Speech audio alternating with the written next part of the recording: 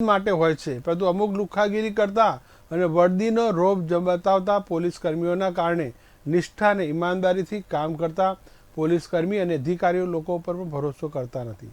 જોકે હવે સામાન્ય જનતાને ખોટી રીતે દવડાવતા કે હેરાન કરતા પોલીસ કર્મીઓ સામે ફરિયાદ થઈ શકશે. પોલીસની ફરિયાદ કરવા માટે ગુજરાત સરકારે હેલ્પલાઇન નંબર જાહેર કર્યો છે. તેને પણ ચર્ચાનું કારણ બન્યું છે. શુક્રવારે જે ગુજરાત હાઈકોર્ટ સમક્ષ રાજ્ય સરકારે એક સોગંદનામું રજૂ કર્યું, જેમાં પોલીસ વિરુદ્ધ હેલ્પલાઇન નંબર 14449 પર ફરિયાદ નોંધાવી શકાશે તેવું કહ્યું. સામાન્ય રીતે જો આપણને કોઈ સમસ્યા અથવા કોઈ ત્રાસ આપતું હોય તો આપણે 100 નંબર ઉપર ફોન કરીને પોલીસ સમક્ષ ફરિયાદ કરીએ છીએ. બધું પોલીસ જ હેરાન કરતી હોય તો ફરિયાદ ક્યાં કરવી? આટલો મોટો સવાલ ગુજરાતની 6.5 કરોડની જનતા પૂછતી હતી. હવે જવાબ મળી ગયો છે. ગત વર્ષે ઓગસ્ટ મહિનામાં અમદાવાદના ઓગણજ ટોલ પ્લાઝા પાસે પોલીસ અને TRBના જવાનોએ કથિત રીતે એક પરિવાર પાસેથી 60,000 રૂપિયાની ખંડણી માંગી હતી. આવો જ કેસ એક એરપોર્ટથી જે પ્રવાસી પરત ફરતા હતા તેમની પાસે પણ તોડ થયો હતો. હાઈકોર્ટે આ ઘટનાને સુઓ મોટો PI પર સુનાવણી હાથ ધરી. જોકે હવે આ સવાલનું નિવારણ લાવવા માટે કેન્દ્ર સરકાર દ્વારા રાજ્ય સરકારને પોલીસ વિરુદ્ધ ફરિયાદ કરવા માટે 14449 નંબર આપવામાં આવ્યો છે. જે નંબરની સેવા હવે ટૂંક સમયમાં શરૂ કરી દેવામાં આવશે. ગુજરાતમાં પોલીસ દમન સામેની ફરિયાદ કરવા માટે 14449 નંબર જાહેર પણ કરવામાં આવ્યો છે. જોકે આ નંબર હજુ કાર્યરત થયો નથી. પોલીસ સામેની કોઈ ફરિયાદ કરવી હોય તો તેના માટે આ નંબર પર કરી શકો છો. રાજ્ય સરકારે હાઈકોર્ટમાં હેલ્પલાઇન નંબર અંગે સોગંદનામું રજૂ કર્યું હતું. તેથી ગંભીરતા સમજી શકાય છે કે આ નંબર ચાલુ થશે. આગામી 15 દિવસમાં નંબર સક્રિય કરવા સરકાર છે તે કવાયત હાથ ધરનારી છે. અન્ય જે હેલ્પલાઇનો છે આ હેલ્પલાઇન 24 કલાક કાર્યરત રહેશે. આ સાથે રાજ્ય સરકારે બીજા હેલ્પલાઇન નંબર પણ કોર્ટ સમક્ષ જણાવ્યા છે, જે ટૂંક સમયમાં પણ જાહેર કરવામાં આવશે. જોકે હાલમાં 1091 જે મહિલા હેલ્પલાઇન નંબર છે, 1064 ACB જે ભ્રષ્ટાચાર નિવારણ માટે ઉપયોગમાં લેવાઈ રહ્યો છે. પોલીસ કંટ્રોલ રૂમ 100 નંબર ઉપર પણ મદદ મળી રહે છે. તેવી જ રીતે હવે પોલીસ સામે ફરિયાદ કરવા માટે નવો નંબર 14449 જાહેર કરવામાં આવ્યો છે. આ નંબર સક્રિય થતાં તેના જાહેરાતના માધ્યમથી પણ પ્રચાર પ્રસાર કરવામાં આવશે. આ મુદ્દે આપણી સાથે ચર્ચા કરવા માટે અલગ અલગ મહાનુભાવો જોડાય છે, જેમાં હાઈકોર્ટના એડવોકેટ રુચિકા કક્કડ અને રત્ના વોરા છે. સાથોસાથ મારી સાથે સ્ટુડિયોમાં પ્રકાશ કાપડિયા, વેપારી અગ્રણી, સાથોસાથ મુકેશ ઓઝા, રાજકીય વિશ્લેષક, સ્મિતાબેન પંડ્યા, રાજકીય વિશ્લેષક, હર્ષદ પટેલ, સામાજિક કાર્યકર અને રૂઝાન ખંભાતા, સામાજિક કાર્યકર, તમામનું ખૂબ ખૂબ સ્વાગત છે. શરૂઆત આપણે કરીશું મારા સહયોગી જે સ્ટુડિયોમાં હાજર છે પ્રકાશ કાપડિયાથી. પ્રકાશભાઈ, એક સૌથી મોટી વાત એ છે કે અત્યાર સુધી જે લોકો પોલીસ સમક્ષ મદદ માંગતા હતા તે પોતાના અંગત કામ માટે, કોઈ બનાવ બન્યો હોય લૂંટનો કે કોઈ પણ હત્યાનો કે કોઈ પણ ક્રાઇમનો, તો 100 નંબર પર ડાયલ કરતા હતા. પણ જો આ પોલીસ તમને લૂંટી લે તો ફરિયાદ ક્યાં કરવી તેનો સવાલ લોકોને થતો હતો. બધું હવે સરકારે 14449 નંબર જાહેર કર્યો છે. આમાં મનોજભાઈ એક વસ્તુ એ છે કે જે ન્યાયતંત્ર અને પોલીસ તંત્ર એ બંનેની એટલી સ્પષ્ટ અત્યારે પ્રજા જોઈ શકે છે કે પોલીસ તંત્ર ખોટું કરે છે અથવા સરકારી તંત્ર કોઈ પણ ખોટું કરે છે એના માટે તકેદારી આયોગ બનાવેલું છે, વિજિલન્સ ડિપાર્ટમેન્ટ બનાવેલું છે, પછી એન્ટી વિઝન જે આર્થિક ગુનેગારો છે એમના માટે પણ બનાવેલું છે. આમાં એન્ટી શબ્દ ક્યાંય નથી આવતો. એટલે પોલીસની ફરિયાદ કરો અને પોલીસ તપાસ કરે તો ન્યાય ક્યાંથી મળવાનો? અને પહેલાં કોઈ દિવસ એવું નથી થયું ગુજરાત હાઈકોર્ટ કે એના ઇતિહાસમાં કે જે રક્ષકને ભક્ષક ગણીને હાઈકોર્ટ ઓર્ડર કરતી હોય. આ એવું જ એક પ્રજાને જો કે હાઈકોર્ટે જે કર્યું છે એનાથી પ્રજા આકર્ષાય છે અને પ્રજા એને પ્રોત્સાહન પણ કરે છે કે હાઈકોર્ટનું પગલું આ સારું છે અને આ લેવું જોઈતું હતું અને મોડું લીધું છે એ પણ પ્રજાને ધ્યાનમાં આવે છે. કારણ કે આ જે પરિસ્થિતિનું નિર્માણ થયું છે કે ફરજિયાત આ કરવું પડ્યું, પણ આનું પરિણામ શું આવશે એ હજુ કંઈ નક્કી નથી. ચાલુ થાય પછી આમાં શું થાય છે મનોજભાઈ? આપણે જે હાઈકોર્ટે ઓર્ડર કર્યો છે, સરકારે સોગંદનામું પર કર્યું છે, પણ હાઈકોર્ટે એ વાતની ગંભીર નોંધ લીધી છે કે જ્યારે પ્રવાસીઓ કે કોઈ પણ એકલ દોકલ નાગરિક રાત્રે કે ગમે ત્યારે હરતો ફરતો અને પોલીસ જ તેની પાસેથી જે લૂંટી લે તો આ ફરિયાદ ક્યાં કરવી પડતી. અને ગુજરાત હાઈકોર્ટની તમે વાત કરો તો આ સુઓ મોટો તરીકે એક લોકો માટે તો એક આ સમાચાર કદાચ નાના હશે અને લોકો એમ જ કહે છે કે પોલીસની છબી આવી છે જ, એમાં નવું શું છે. પણ હાઈકોર્ટે ગંભીરતા લીધી અને રાજ્ય સરકાર હવે ગંભીર બની છે ને આ પ્રકારનો નંબર જાહેર કરે. તમે કહેશો વાત સાચી છે કે આ કેસની તપાસ પોલીસ જ કરશે, તો પરિણામ શું આવશે મોટો સવાલ છે. આપણી સાથે મુકેશ ઓઝા પણ જોડાયા છે. નમસ્કાર મુકેશભાઈ.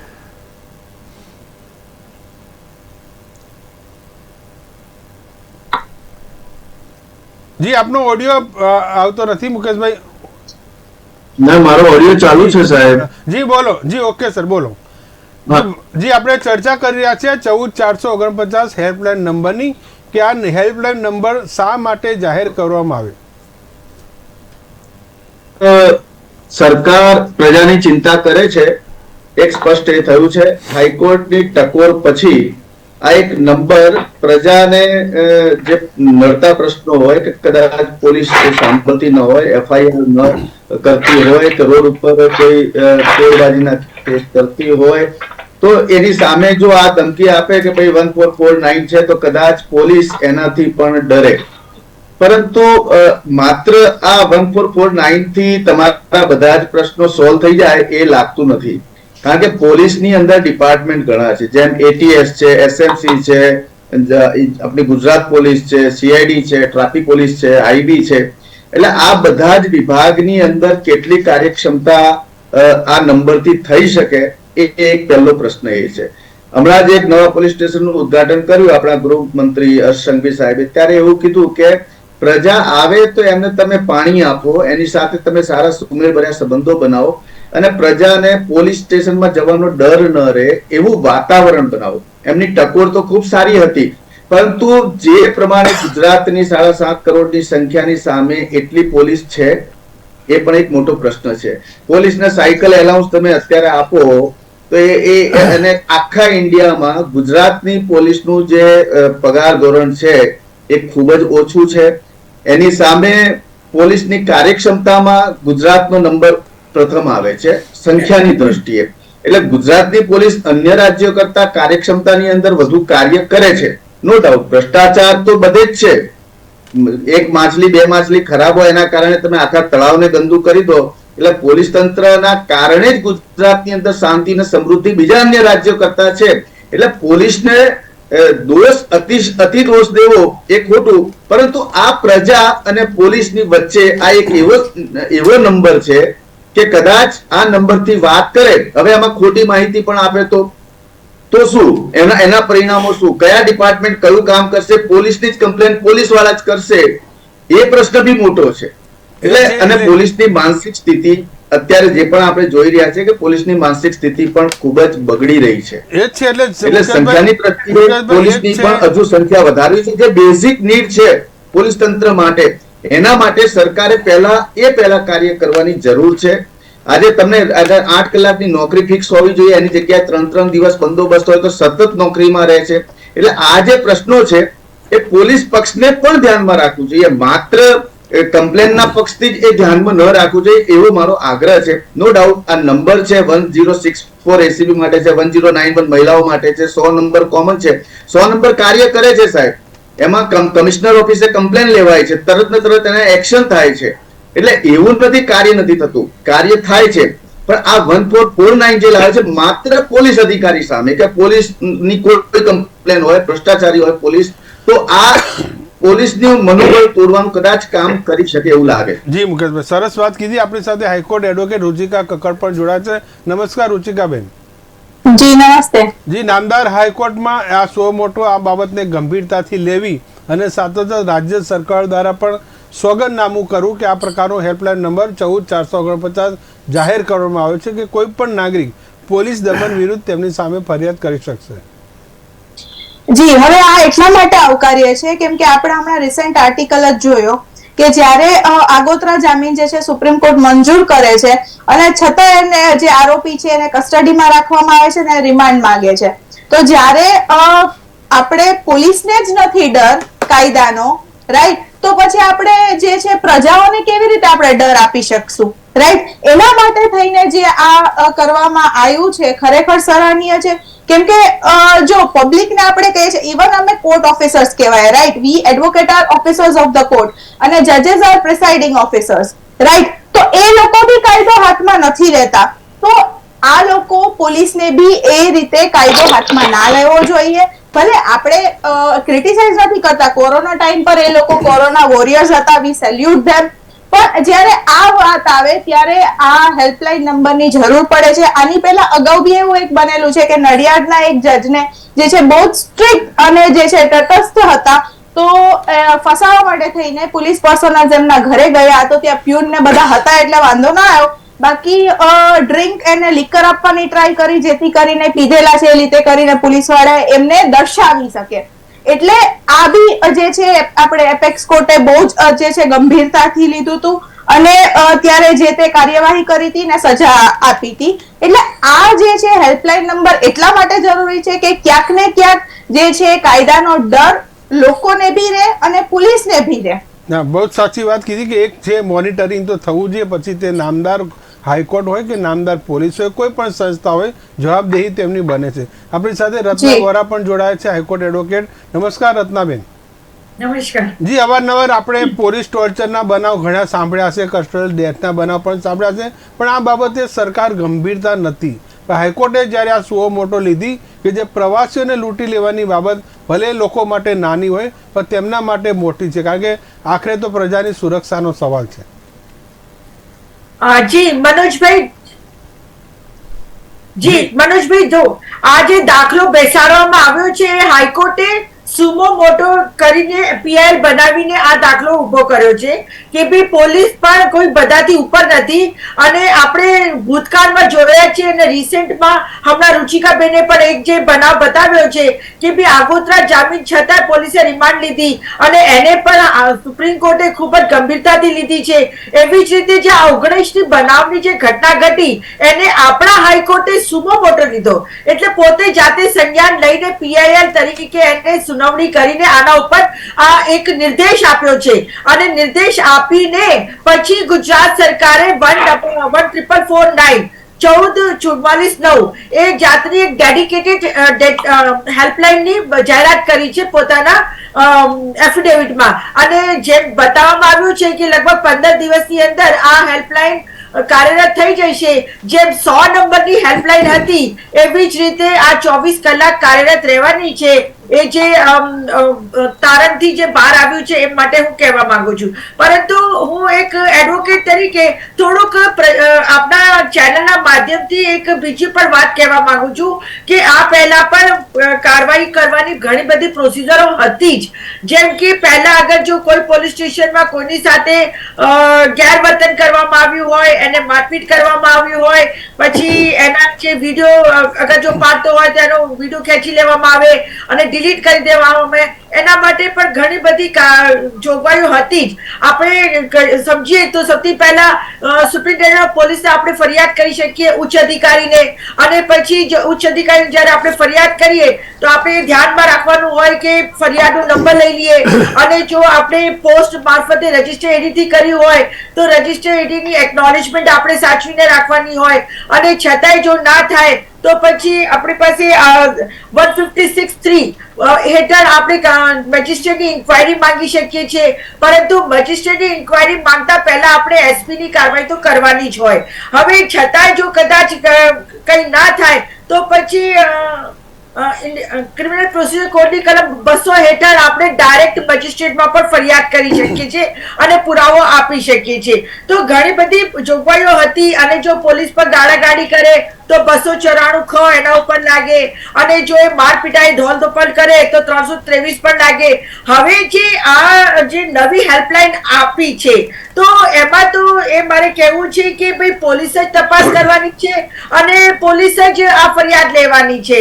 તો ફરિયાદ કરનારો અને ફરિયાદ આપનારો મતલબ એ બંને જોયા જઈએ તો ફરિયાદ કરનાર તો સામાન્ય માણસ છે, ફરિયાદ આપનારો, પરંતુ જે ફરિયાદ લેનારો માણસ છે એ પોતાની સામે જ કેવી રીતે એક્શન લેશે એ બહુ મોટો પ્રશ્ન છે.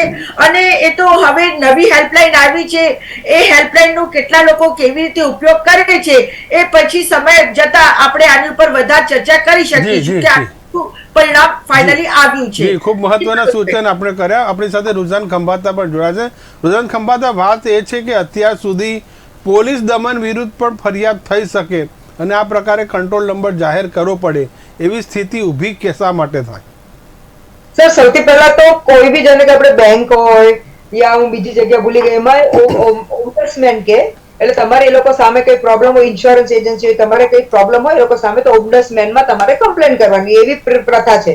બીજી કે સર, ઇન્ડિયામાં બી પેલું કે પોલીસ કઈક એનું એ છે કે તમે પોલીસ સામે ફરિયાદ કરી શકો, પણ એનું પ્રચાર પ્રસાર નથી થતો, એને દબાવ દેવામાં આવી છે. હવે અત્યારે જે આપણા હાઈકોર્ટે I think last May June 2023 October થી 2023 થી એ કહી રહી છે કે ભાઈ તમે હેલ્પલાઇન નંબર રાખો.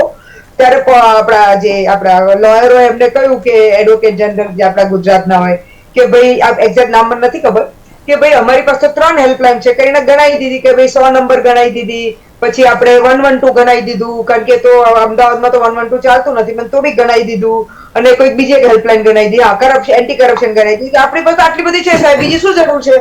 એટલે હાઈકોર્ટે કહ્યું કે ભાઈ એ બધી હેલ્પલાઇન તો લોકોએ 100 નંબર પર તકલીફ થાય તો પોલીસ મદદ માંગવાની હેલ્પલાઇન છે. તમે એવી હેલ્પલાઇન રાખો કે જેમાં પોલીસની મદદ લેણા બદલે પોલીસે શોષણ કર્યું હોય યા શું કહેવાય પેલા કરપ્શન એટલે કઈ ટાઈપનું જે રીતે અત્યારે થયું આ વચ્ચે અત્યારે વર્લ્ડ કપ હતો, પેલું કઈક દારૂ લઈને બાટલી હતો તો પોલીસે કઈક 20,000 યુપીઆઈ થી લીધા ને વોટેવર એ બધું. એટલે ગવર્મેન્ટે કહ્યું, હાઈકોર્ટે કહ્યું કે ભાઈ તમે એની માટે હેલ્પલાઇન રાખો. એટલે પછી મળે છેક ઓક્ટોબર થી અત્યારે પછી હાઈકોર્ટ કંટાળી ગઈ ને એટલે અત્યારે જાન્યુઆરીમાં એ લોકોએ એફિડેવિટ મૂકી કે ભાઈ હવે 15 દિવસમાં હેલ્પલાઇન હજી 15 દિવસ માંગે છે, કારણ કે કઈક ટેકનિકલ રીઝન આટલા મહિનાઓ એ લોકોને ઓછા પડ્યા એટલે હવે 15 દિવસમાં ટેકનિકલ રીઝન સોલ્વ થઈ જશે અને એ લોકો હેલ્પલાઇન મૂકશે. ખબર હજી નથી પડી, મેં તો બધું શોધી લીધું, છાંદી માર્યું કે ભાઈ એક તો હાઈકોર્ટે ખાલી હેલ્પલાઇન કહ્યું છે, વધારે કેમ નાખું? કારણ કે હેલ્પલાઇન કઈ રીતે હોય? કારણ કે હું તો કસ્ટમર કેર ને કોલ સેન્ટર ચલાવું એટલે મને ખબર હોય કે મારા 50, 100, 200 સીટરનો કોલ સેન્ટર હોય, એમાં કોઈ બી કંપની કહે ભાઈ 2 સીટ અમારી એટલે એના ફોન અમને લેન્ડ થાય, પછી અમે જે એની સ્ક્રિપ્ટ આપી અમે સ્ક્રિપ્ટ ટાટા વાંચી જઈએ, કંઈક ફોરવર્ડિંગ કરો તમે કરી દઈએ, એટલે એવા સિમ્પલ કોલ સેન્ટરો ચાલતા હોય. હવે આના પોઈન્ટ ઓફ વ્યૂ થી તમે એ ના કરી શકો, તમારે આમનો આખો પ્રોસેસ સિસ્ટમ કરવી પડશે. કહેવાનો હેતુ શું છે? જાણે કે એક્ઝામ્પલ કે જયારે અમે 10 91 બહેનોની પેલી પોલીસ હાથ ચલાવતા હતા ત્યારે અમારે સ્ટેન્ડર્ડ ઓપરેટિંગ પ્રોસિજર્સ હતા કે ભાઈ સામેથી મિસ કોલ આવે તો બી પોલીસે આખા ઇન્ડિયામાં કોઈ પોલીસ મિસ કોલ પર જવાબ નહોતી આપતી, પણ અમે હોમ ડિપાર્ટમેન્ટ સાથે મળીને એવા પ્રોસિજર્સ બનાવ્યા હતા કે પોલીસ સામેથી જવાબ આપે અને ત્યાંથી એ રીતે અમે દીકરીઓને બચાવતા હતા. આ એક એક્ઝામ્પલ છે. કહેવાનો હેતુ એ છે કે તો અગર કામ કરવું હોય તો આવી રીતે કામ થાય, ખાલી બોલવાથી કે મેં હેલ્પલાઇન મૂકી કામ ના થાય. બે પહેલો પોઈન્ટ. બીજો એક એક્ઝામ્પલ આપું છું કે બીજી બી અમે એક હેલ્પલાઇન ચલાવી હતી, છેડતી ઓન ફોન યા આપણા સાયબર ક્રાઇમ કે ફેસબુક યા વોટ્સએપ પર લોકો તમને વલ્ગર મેસેજીસ મૂકે તો દીકરીઓએ અમારે પોલીસ સ્ટેશન ના આવવું પડે અને એ લોકોની જોડે બી એ લોકો જેવી એ લોકો હેલ્પ માંગે એટલે તરત એ લોકોને ટિકિટ નંબર જાય, પછી અઠવાડિયે પછી ફરી ફોન થાય, પછી સોલ્વ થાય તો એ લોકોને કહેવામાં આવે, ફરી અઠવાડિયે પછી પોલીસ વાળા ફોન કરે કે ભાઈ તને હજી કઈ પ્રોબ્લેમ છે, ના પાડે, પછી બીજા 15 દિવસ પછી ફોન કરે ભાઈ તને હજી પ્રોબ્લેમ છે. એટલે આ રીતે આખું માળખું ગોઠવાયું હતું. કહેવાનો હેતુ એ છે કે સર આ રીતે હેલ્પલાઇનો ચાલતી હોય,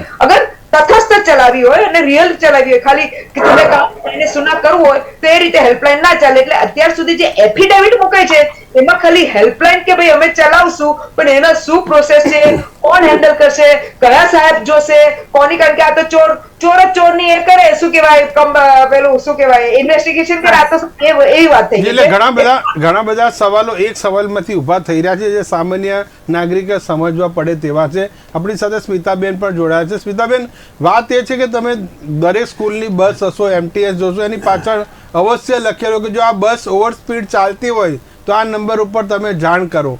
આટલી બધી જો ગંભીરતા આવી લોકલ બસોને સ્કૂલ બસમાં હોય તો આ તો પોલીસ તંત્ર છે. ચોક્કસ જે આપણે સ્કૂલ બસો કે બીજી કોઈ પણ પ્રાઇવેટ વ્હીકલ હોય એમાં પણ આ લોકો પોતાનું એક નેમ સ્ટેટસ ને આખું પછી એક સ્ટીકર લગાવવાનું હોય છે અને એના આધારે એની કમ્પ્લેન્ટ કોઈ પણ હોય ત્યાં સુધી એમની જતી હોય તો એને લોકો એને સોલ્વ કરતા હોય છે.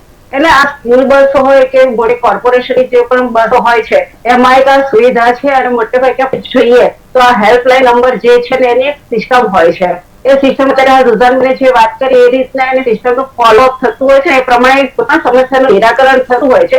હજુ તો આપણે અહીંયા શું મોટો થઈ છે ને એની ગાઈડલાઈન તૈયાર કરવાની તો બાકી છે અને હજુ તો 15 દિવસ પછી પણ કાર્યરત થશે પણ જો કે આ પગલું આવકાર્ય છે. આપણે ઈચ્છીએ કે આને કોઈ સારી એવી શું કહેવાય કે તક મળી છે લોકોને પોલીસ સુધી સમક્ષ પોલીસે ફરિયાદ કરવાની પોલીસે જે પોલીસ તંત્ર છે એમાંથી કઈ પણ તકલીફ હોય તો ફરિયાદ કરી શકે છે. ખાસ કરીને આપણે જોઈએ કે આ જે હેલ્પલાઇન નંબર જે છે ને એમાં અત્યારે હાલ જે છે એની સિસ્ટમથી ચાલે છે.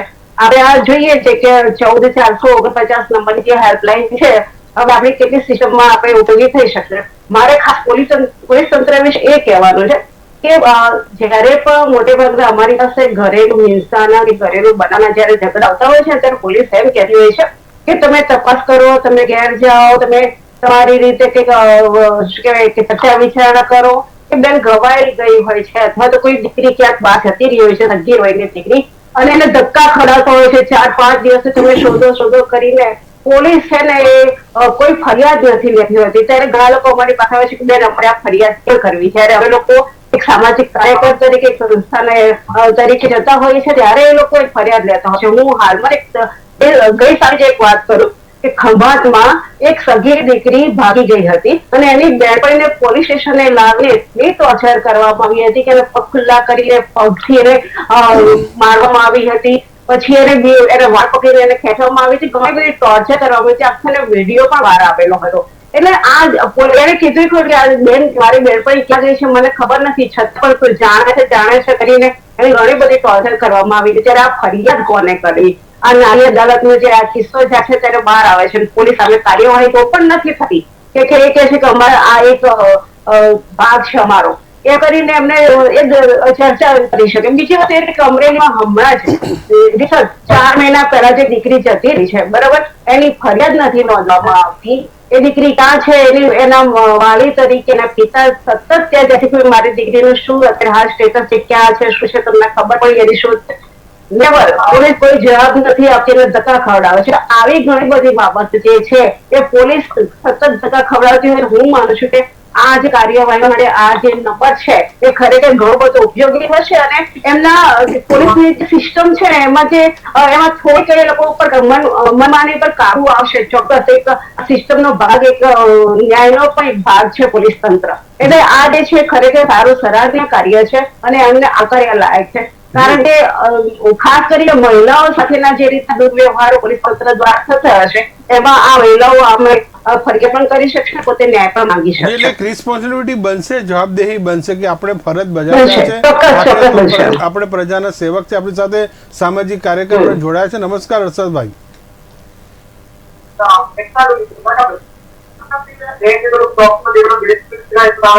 જી નમસ્કાર હર્ષદભાઈ.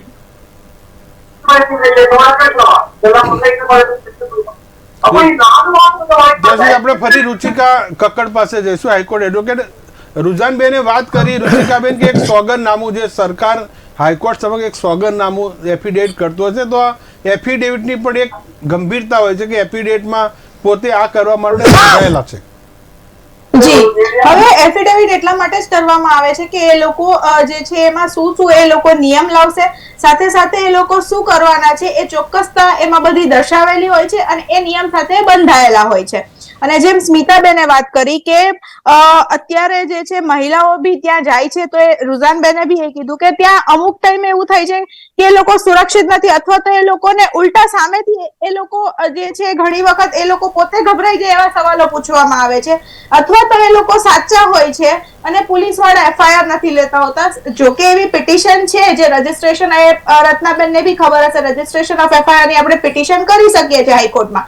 પણ જ્યારે ખોટી રીતે તમારી પાસે એવિડન્સ છે, પ્રૂફ છે, બધું છે, છતાં પોલીસ જે છે પર્સોનલ જે છે એફઆઈઆર નથી લેતી તો એ વિરુદ્ધ બી તમે જે છે આમાં 14449 માં પેલા કમ્પ્લેન કરી શકશો. સાથે સાથે તમને ખોટી રીતે હેરાન કરવામાં આવે, કેમ કે હમણાં એક આર્ટિકલમાં બી એવું હતું કે કપલ જતું હતું ને અડધી રાતે એ લોકોને પકડાય, તમે બધા ડોક્યુમેન્ટ્સ ને બધું જ હતું પણ એને એવું કહેવામાં આવ્યું કે તમારે આટલા તો દેવા જ પડશે પછી જ તમને છોડશું. તો આ બધી જ જે છે ફરિયાદો જે છે એ 14449 માં કરી શકશે. માટે હું એમ કહું છું કે આ સરાહનીય છે કેમ કે આ જરૂર છે, કેમ કે એ લોકો કાયદાના રક્ષક છે અથવા તો એ લોકો આપણા રક્ષક છે. અમે જે છે ઓફિસર્સ ઓફ ધ કોર્ટ થઈને અને જજીસ જે છે પ્રિસાઇડિંગ ઓફિસર થઈને જો કાયદો હાથમાં નથી લેતા અને જો કાયદાનો ડર જે છે પોલીસ પર્સનલ્સને નથી તો આપણે પ્રજાને કઈ રીતે આપી શકશું? એટલે પોલીસ પર્સનલ્સને બી કાયદાનો ડર હોવો જોઈએ, કેમ કે અમારી ઓનરેબલ હાઈકોર્ટ બી એના માટે બહુ સ્ટ્રિક્ટ છે. જ્યારે એ લોકો યુનિફોર્મ વગર આવે છે તો ઓનરેબલ જજીસ બી એવું કહે છે કે you should come in uniform, otherwise you don't have to enter our court. એટલે આ બધી જ વસ્તુ જે છે, શિસ્તતા, ડિસિપ્લિન બધું જ જરૂરી છે. જી, એટલે આપણે ગુજરાતીમાં કહીને કાન આંબળવા કે ધ્યાન દોરવું તે ખૂબ જ જરૂરી છે. પ્રકાશ જી. કાપડિયા આપણી સાથે. પ્રકાશભાઈ, જે વાત વારંવાર આપણે ઉલ્લેખ કરી રહ્યા છે કે પોલીસ કઈ હદે ઓવર રૂલ એટલે પોતાના સત્તાની બહાર જઈ રહી છે. તાજેતરમાં જે સુરતનો દાખલો છે કે એક વેપારીને કોર્ટે જામીન આપ્યા હતા, હાઈકોર્ટે, અને બાદમાં એ હાઈકોર્ટના આગોતરા જામીન હોવા છતાં પણ એ બિઝનેસમેનની પોલીસે ધરપકડ કરી, 4 દિવસ તેને કસ્ટડીમાં રાખ્યો, ટોર્ચર કર્યો, અને આખરે તેને સુપ્રીમ કોર્ટમાં ફરિયાદ કરી. ત્યારે સુપ્રીમ કોર્ટને ખ્યાલ આવ્યો કે કઈ હદે આ લોકો જઈ શકે છે. સુપ્રીમ કોર્ટે એ પણ કહ્યું કે જે પણ અધિકારી હોય પોતાના બોરિયા બિસ્તરા લઈને 4 કે 5 દિવસની ગણતરી લઈને આવજો સાથે. કારણ કે સુપ્રીમ કોર્ટ ખૂબ જ નારાજ થઈ છે કે જ્યારે આગોતરા જામીન જે વ્યક્તિને મળ્યા હોય તે વ્યક્તિની ધરપકડ ફરીથી કઈ રીતે થઈ શકે? આજે મનોજભાઈ આપણા ત્યાં છે ને છે ન્યાયતંત્રમાં અને પોલીસ તંત્રમાં ભ્રષ્ટાચાર વ્યાપી ગયો છે. એને આપણે નકારી શકીએ તેમ નથી. કારણ કે 2017-18માં જે 33 જિલ્લાથી વધુ આપણા ગુજરાતમાં જિલ્લા છે ત્યાં કેટલા છું કે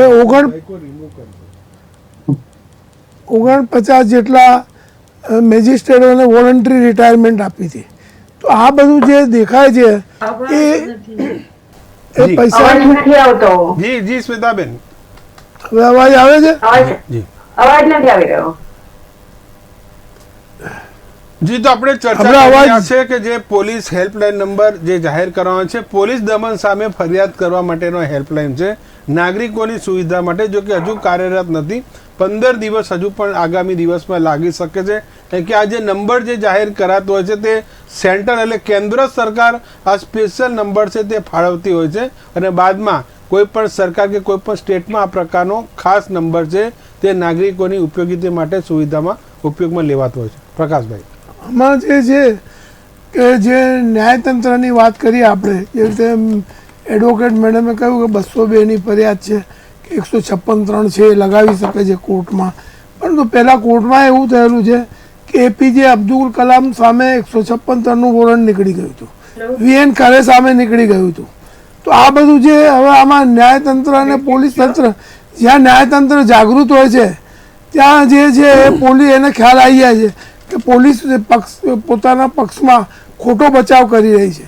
જ્યારે જજને એવું ખ્યાલ આવી જાય કે આ ખોટો બચાવ કરી રહી છે ત્યારે જજ બિલકુલ જાગૃત અવસ્થામાં એ ઓર્ડર કરે છે.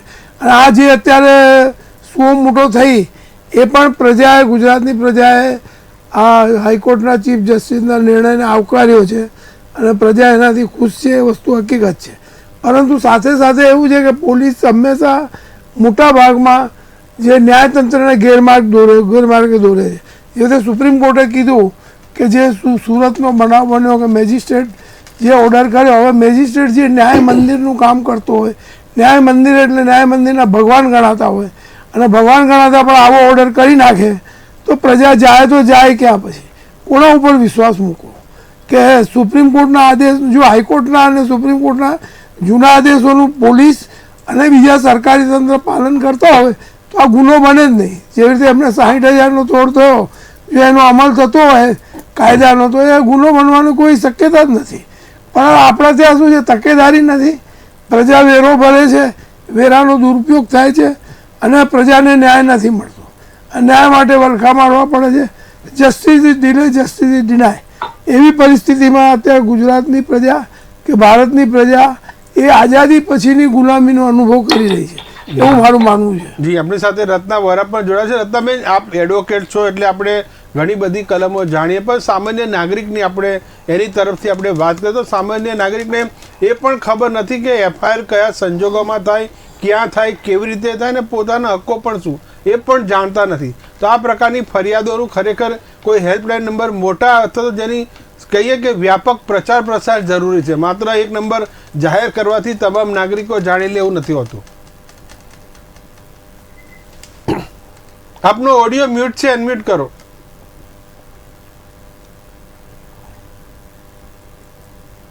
જી મનોજભાઈ, જી સૌથી પહેલા તો હું એ કહીશ કે જે સામાન્ય પ્રજા હોય છે એ તો પોલીસના નામથી જ ફફડતી હોય છે, કારણ કે પોલીસ તો મતલબ સમજો કે વર્દીધારી ગુંડા બની જાય છે અમુક સમયમાં તો, અને એમના હાથમાં વર્દી અને દંડો હોય એટલે પછી એ તો મનમાની કરતા હોય છે. અને જ્યારે કોઈ પણ સામાન્ય નાગરિક પોલીસ સ્ટેશનમાં જાય છે તો આમ તો પોલીસ સ્ટેશનમાં મોટા મોટા અક્ષરે લખ્યું હોય છે મે આઈ હેલ્પ યુ, પરંતુ મે આઈ હેલ્પ યુ ના બદલે એ તો જે ફરિયાદી હોય છે એને જ જાણે કે ગુનેગાર સમજીને પહેલા તો કટઘરામાં મૂકી દે છે.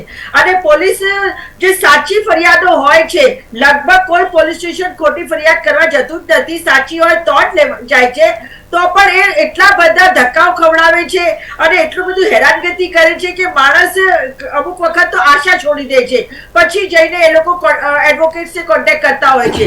પણ આજે હું આપને એક દાખલો આપું છું. 6 મહિના પહેલા એક 11 વર્ષ 11 માસની છોકરી એના ઘરેથી નીકળી ગઈ. હવે સાંજ પડતા પડતા એના મા બાપે ફરિયાદ નોંધાવા ગયા, પરંતુ ફરિયાદ લીધી નહીં અને કીધું કે હજી સર્ચ કરો, હજી સર્ચ કરો, હજી સર્ચ કરો. અને આમ કરતા કરતા આજે એ છોકરીને ઘરથી લાપતા થયેલ આજે 6 મહિના ઉપર થઈ ગયું છે અને એની હેબિયસ કોર્પસ આજે પણ હાઈકોર્ટમાં પેન્ડિંગ છે, જેની એડવોકેટ હું છું. તો કહેવાનો મતલબ કે જો જે તે ટાઈમમાં ફરિયાદ લઈ લીધી હોત અને એ છોકરી ક્યાં ક્યાં ગઈ છે એના સીસીટીવી ફૂટેજ જો લઈ લીધા હોત તો પછી આજે આ છોકરી, હવે વિચારો 11 મહિનાની છોકરી, 11 મહિના 11 માસની છોકરી હવે આજે ક્યાં હશે, કઈ હાલતમાં હશે, કોણ લઈ ગયું છે, કઈ ખબર પડતી નથી. તો આ પોલીસની બેદરકારી છે. એવી જ રીતે હું તમને એક બીજો દાખલો બતાવું છું કે પોલીસ કિન્નાખોરી પોતે રાખે છે, એટલે કંઈક પણ થોડું કેસને સિરિયસ બનાવવા માટે સીધી 392 એટલે કે લૂંટની ફરિયાદ દાખલ કરી દે છે. હવે લૂંટની ફરિયાદ એટલે કે બિનજામીન વાળી ફરિયાદ છે. એવામાં જે સામાન્ય જે હોય છે, મતલબ જે ફરિયાદી હોય છે એનું એ કંઈક લેતી દેતી કરીને આવો કેસ સિરિયસ બનાવી દે છે. તો પોલીસ તો ડગલે ને પગલે શંકાના ઘેરામાં હોય છે જ. અને અમે જેમ કીધું કે ભાઈ આ પોલીસ જે છે ને એ એક તો વર્દીવાળી ગુંડાગર્દી કરતી હોય છે. તો આ જે સામાન્ય પબ્લિકને પોલીસના જે પણ કઈ પોતાના અધિકારો બતાવવા માટે મોટી મોટી જાહેરાતો કરવી જોઈએ, છાપામાં બતાવવું જોઈએ. છતાંય અગર આ પોલીસ સુધરે તો બહુ સારું છે.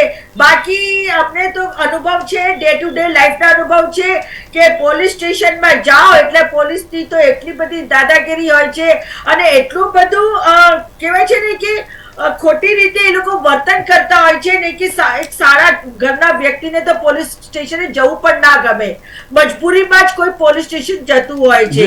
એટલે સામાન્ય નાગરિકને સહકાર મળી શકે એ બાબતે તો પોલીસે પોતાની જાતમાં સુધારો કરવો પડશે. કહીએ કે ભાઈ કહેવાથી કઈ ના થાય, કરવું પડે.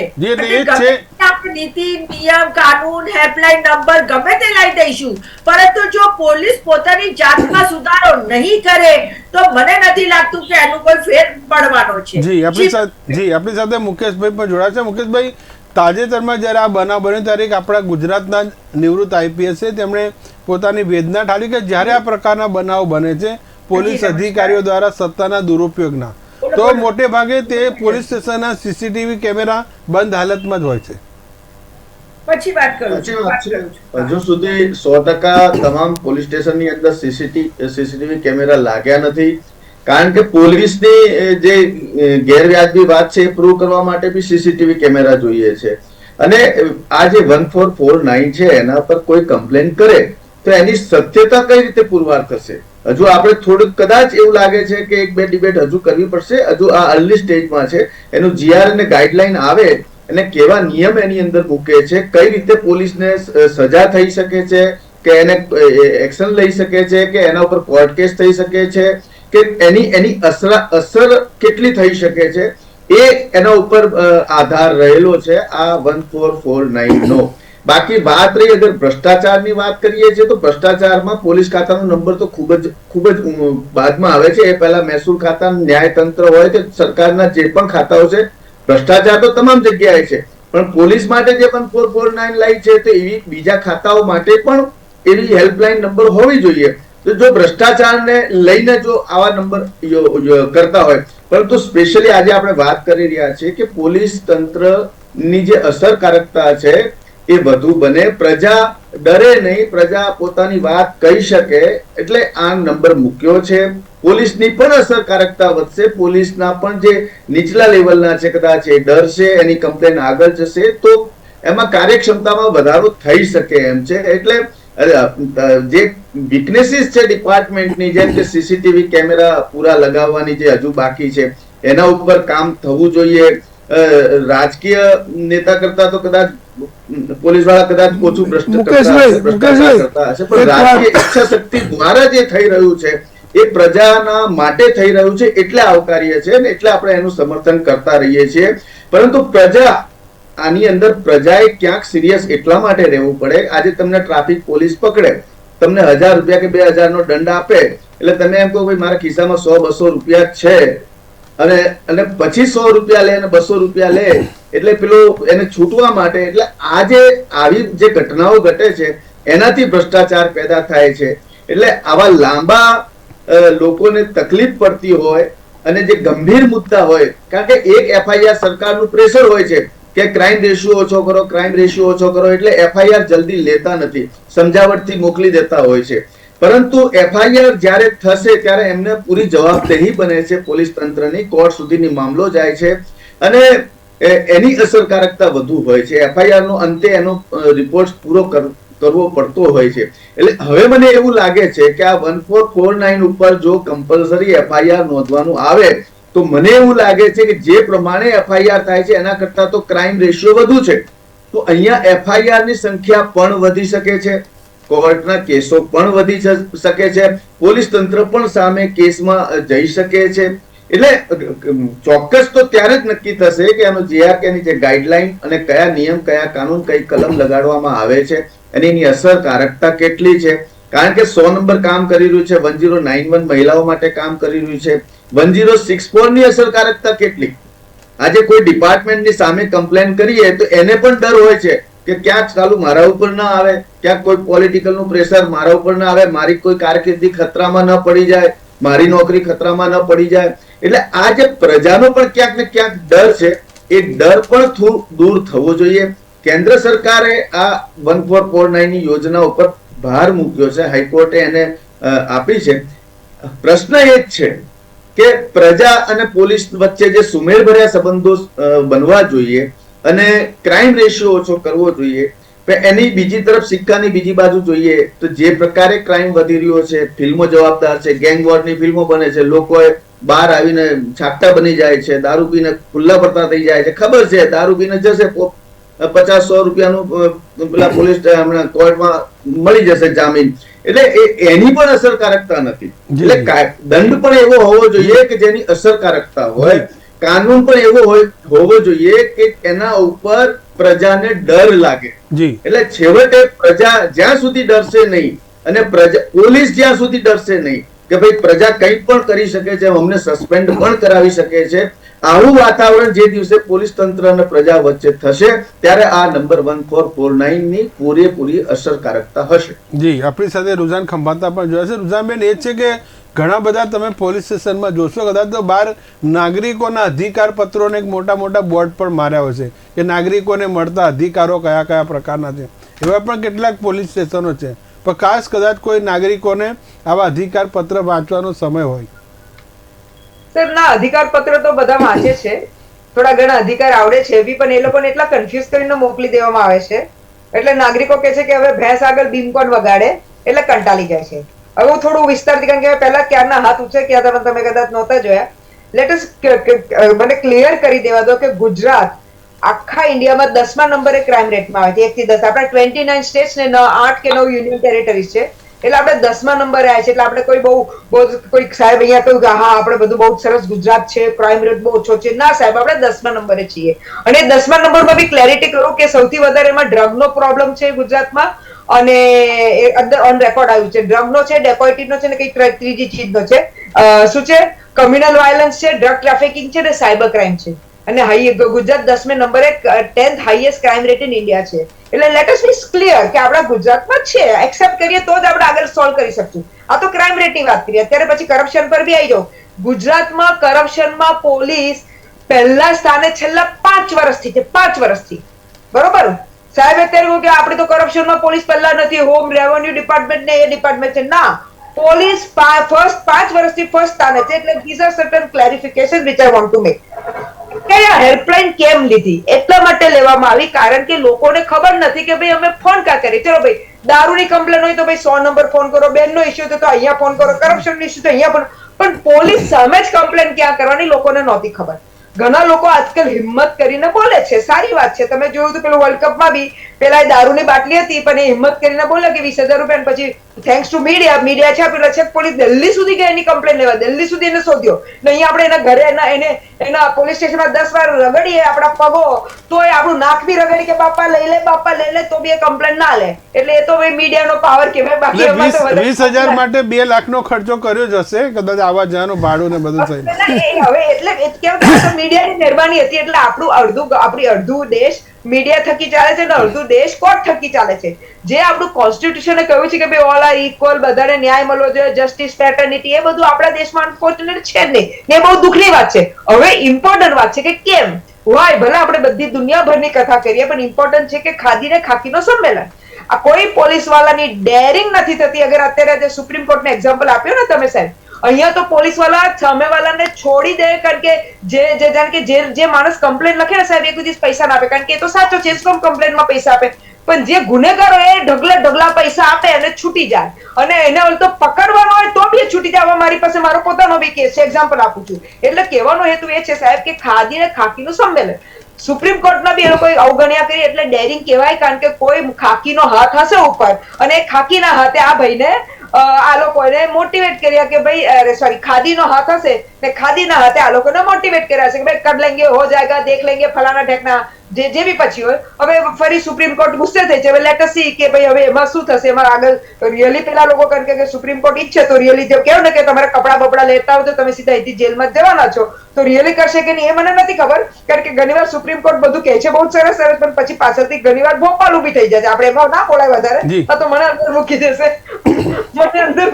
ભાઈ તમારે જ બચાવવી પડશે. એટલે કમિંગ બેક ટુ ફેક્ટ, એટલે કારણ કે સત્ય કોઈને ના ગમે, બટ નેચર છે. પણ કમિંગ બેક ટુ ઇટ, અત્યારે જે હાઈકોર્ટે વલણ લીધું છે, હવે પર્પસ શું છે? પર્પસ એ છે કે એટલીસ્ટ આનાથી એક આજે તમે ડિબેટ કરી, આજે આપણે એના પર વાત કરી, આપણે પ્રોસેસીસ ને સિસ્ટમ્સની વાત કરી, ભલે નથી થયું એફિડેવિટમાં બધું આવી જવું જોઈતું પણ નથી આવ્યું. મે બી પાછો ફરી તારીખમાં રમાડતા થશે કારણ કે આમ બી સપ્ટેમ્બર ઓક્ટોબર ત્યાં રમાઈ રહ્યું છે, હજી 2-3 રમાઈ જશે. પણ એની પોઈન્ટ ઇઝ કે લોકો થોડા એટલીસ્ટ હું કહું છું 100 માંથી એટલીસ્ટ 5 બી લોકો અગર આની પર ચાલુ કરશે કારણ કે this will be a recorded life. અને આઈ એમ શ્યોર તમે પ્રેસ વાળા જ અઠવાડિયા 10 જેવી ચાલુ થશે એટલે 10-15 દિવસમાં પહોંચી જશે. સાહેબ ડેટા એટલે એ લોકો બી કઈ ડેટા તો આપવો જ પડશે કે આટલા ફોન કેટલી ફરિયાદ આવી, બરાબર. અને હાઈકોર્ટ પણ માંગશે કે હેલ્પલાઇન નંબરનો ઉપયોગ કેવી રીતે થઈ રહ્યો છે. અચ્છા, એટલે હવે પોઈન્ટ સાહેબ અત્યારે ઇમ્પોર્ટન્ટ પોઈન્ટ ક્યાં થઈ રહ્યો છે કે આનું જે માળખું છે એ હવે ગવર્મેન્ટે, જેને હું ફરી રિપીટ કરું છું કે two gain the trust of government is really wants to do it. મેં ના કહું કે 10 એકરનું અમારે રિયલી કામ કરવું હતું, ગવર્મેન્ટે તેને કર્યું છે. લોકો તાલીમ આપતા હતા. જયારે મિસ કોલ પર અમે ડેમો આપીને સામેથી પોલીસ ફોન કરે, ઓચિંતો કોઈ બી માણસ કરે, મિસ કોલ આપીને એક વખતે કરે તો લોકો તાલીમ આપતા હતા. દે started trusting the police, they started ભરોસો આવ્યો કે ના આ લોકો પોલીસ અમારા સુરક્ષા અને સલામતી માટે છે. એટલે આ લોકોને ભરોસો ક્યારે બેસે? જ્યારે એ લોકોના કેસીસ વ્યવસ્થિત હેન્ડલ થશે, જ્યારે કહેવામાં આવશે કે આ ઓથોરિટી છે, અહીંયા તમારું ના થાય તો આ ઓથોરિટી તમારો કેસ સોલ્વ કરશે, હેલ્પ કરશે. અત્યારે ક્યારે પૂછવામાં આવે છે કે ભાઈ તમે એમ કહો કે કેવી રીતે ખબર પડશે કે સાચું છે કે જૂઠું છે, તો આપણે એની ચિંતા નથી કરવાની કારણ કે બટ નેક્સટ તો બેઝિક ઇન્વેસ્ટિગેશનનો બેઝિક રૂલ છે. મારે શીખવાડવું ના પડે કે માની લો કે મેં કહ્યું ભાઈ આ પોલીસ વાળાએ મારી પાસેથી પૈસા લીધા, તો કંઈક તો આજની તારીખમાં તમારી પાસે વિડીયો, તમારી પાસે ઓડિયો હોય, આજકાલ રેકોર્ડિંગ તો ઇઝીલી થઈ જાય છે, કોઈ જાતનો વિડીયો હોય તો કોઈ ક્યાં પેલું યુપીઆઈ જેવું થઈ ગયું હોય તો યુપીઆઈ પેમેન્ટ બી હોય તો કોઈક તો પ્રૂફ આવી જ જાય છે. એટલે એની ચિંતા નથી કરવાની. એ તો નક્કી થઈ ગયું કે ભાઈ અગર કોઈ પર્ટિક્યુલર જગ્યાએ પોલીસ વાળા મારી પાસે પૈસા લીધા તો એનું લોકેશન કરાય, મારું લોકેશન કરાય. એટલે કોઈક તો ઠેકાણ, અગર ઇન્વેસ્ટિગેશન કોઈને કરવું હોય તો ઇન્વેસ્ટિગેશન થઈ જશે, અગર કરવું હોય તો. જે રીતે એસીબી માં ભ્રષ્ટાચારના જે પુરાવા આપવા પડે, માહિતી પડે, એ જ પ્રમાણે આ પ્રમાણે હેલ્પલાઇન નંબરમાં પણ આપવી પડશે પોતાની ખાતરી. ના સર, એક મિનિટ સોરી સર, એસીબી માં તો અલગ અલગ રીત છે. જેમાં એક રીત છે કે એ લોકો પોતે બી એક છટકું મૂકે લોકો કે ભાઈ ચલો અમે છટકું મૂકીએ છીએ અને પેલો અહીંયા આવે એટલે અમે એને પકડીએ છીએ. એક એ લોકો બીજું કે છું ભૂલી ગઈ વર્ડ, એક સરસ વર્ડ છે કે એ લોકો પોતાના માણસો જ મોકલે અને કરપ્શન કરાવે ને એને પકડે. એટલે આ સોરી રેડ હેન્ડેડ ના રેડ હેન્ડેડ ને એક સરસ વર્ડ ડીકોય ટ્રેપ કહે છે. Decoy thank you sir, decoy એટલે એ અલગ છે. ના sir, let us not get confuse. એ એસીબી ના કામ છે, એસીબી છટકાવ મૂકશે. આ એસીબી જેવું કામ નથી કરવાના. આ હેલ્પલાઇન સિમ્પલ કે ભાઈ હું અત્યારે મારી પાસે આવી રીતે પોલીસે પૈસા માંગ્યા, હું અહીંયા ઉભો તો કે ઉભી હતી ને મારું જે બી રીઝન હશે આ હેલ્પલાઇન એમાં કામ કરવાની છે. યા જે કદાચ એ બી કામ કરે, જે અત્યારે ડિસ્કસ થયું કે ભાઈ મારી અત્યારે આ એફઆઈઆર છે, મારા જે બી પ્રોબ્લેમ છે, આ લોકો એફઆઈઆર લેતા નથી, કમ્પ્લેન બી લેતા નથી, તો એ રીતે હેલ્પ થશે. બાકી ડેકોય એ બધું નથી કરવાની. પણ એનીવે મારું ફરી રિપીટ કરવાનું છે સાહેબ કે એટલીસ્ટ એ લોકોની સામે ભલે અત્યારે I look at it very positively. If government wants to do it, એટલે મેં કહું ખાદી ને ખાકીનું સંમેલન ના હોય તો આ પરફેક્ટ ચાલશે અને કદાચ એટલું સારું ચાલે કે આપણે આની જરૂર બી ના પડે. જી જી, આપણી સાથે સ્મિતાબેન પણ છે. સ્મિતાબેન કહેવા માંગે છે. ચોક્કસ. અત્યારે રૂઝાને જે વાત કરી એમાં અત્યારે આ જે હેલ્પલાઇન છે એનું ઇમ્પ્લિમેન્ટેશન કેવી રીતના થાય છે ને કેવી રીતના એનો અમલ થાય છે એ વધુ મહત્વનું છે.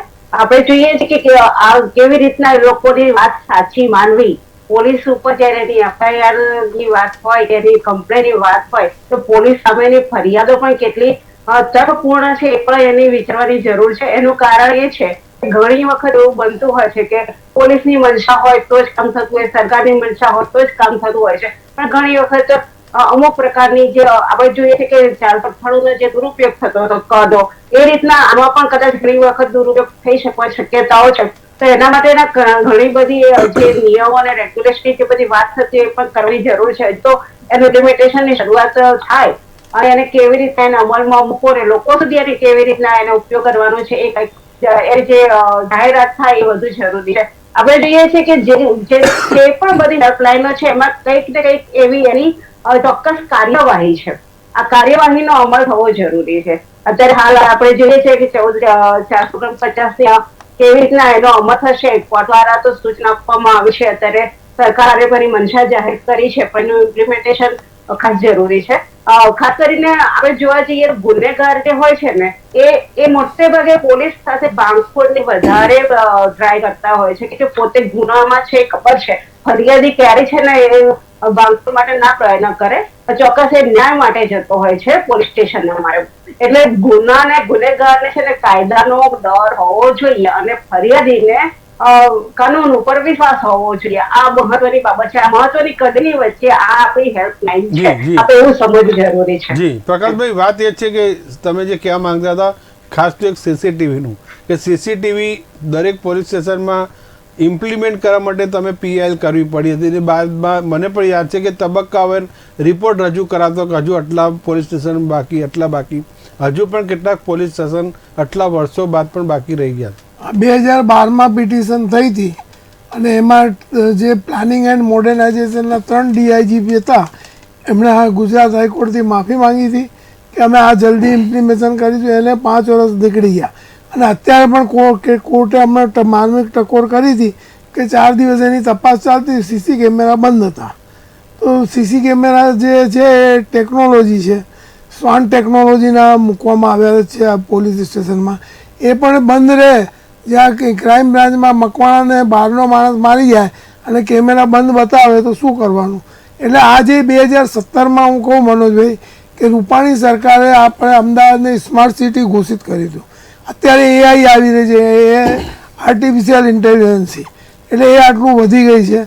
અત્યારે ટેકનોલોજીનો ઉપયોગ કરવો જોઈએ. આ ફોન કરવા અને આ કરવું, સ્માર્ટ સિટી કરવું એટલે શહેરના કોઈ પણ ખૂણે કંઈ પણ વસ્તુ બને એની નોંધ સરકાર પાસે હોવી જોઈએ. એ પ્રશાસનનું કામ છે. પ્રશાસન આપણાથી વેરો લે છે અને જીએસટી આટલું બધું આપણે ભરીએ છીએ. પ્રકાશભાઈ, આપણે ઘણીવાર મજાકમાં પણ કહેતા હોય છે કે ટ્રાફિક પોલીસ હપ્તો લે, સીસીટીવી કેમેરામાં દેખાતું નથી પણ વાહન ચાલક ભૂલ કરે તો તરત મેમો દેખાય. બધું એમાં પોલીસનું દેખાય છે પણ એ લોકો શું છે, હવે આપણે ચોરને જ કહીએ કે ભાઈ આને ચોરની તપાસ કરતો એ કરવાનું જ નથી. અત્યારે આમાં પણ એવું થવાનું કે તમે પોલીસ સામે ફરિયાદ કરશો આ 1449 ઉપર, એટલે પોલીસની તપાસ કોણ કરશે એ મહત્વનો નિર્ણય છે. નીતિ વિષયક બાબત છે આ, કે એનો નિર્ણય જો પોલીસ જ કરશે તો પોલીસ તો એની ફેવરમાં જ કરવાની. એટલે આ એક બહુ મોટો પેચીદો પ્રશ્ન રહેશે આમના એટલે માટે. હજુ 15 ફેબ્રુઆરી એનું નેક્સ્ટ હિયરિંગ છે, એટલે ઘણા બધા હજુ મુદત અને ઘણું બધું ક્લેરિફિકેશન બાકી છે કે કયા અધિકારી સામે ફરિયાદ આવે તો કયા અધિકારી તપાસ કરી શકે, એસીપી ની સામે તપાસ હોય તો ઉપર ડીસીપી તપાસ કરે. ઘણા બધા આ પ્રકારના અંદર ક્લોઝ બાકી છે.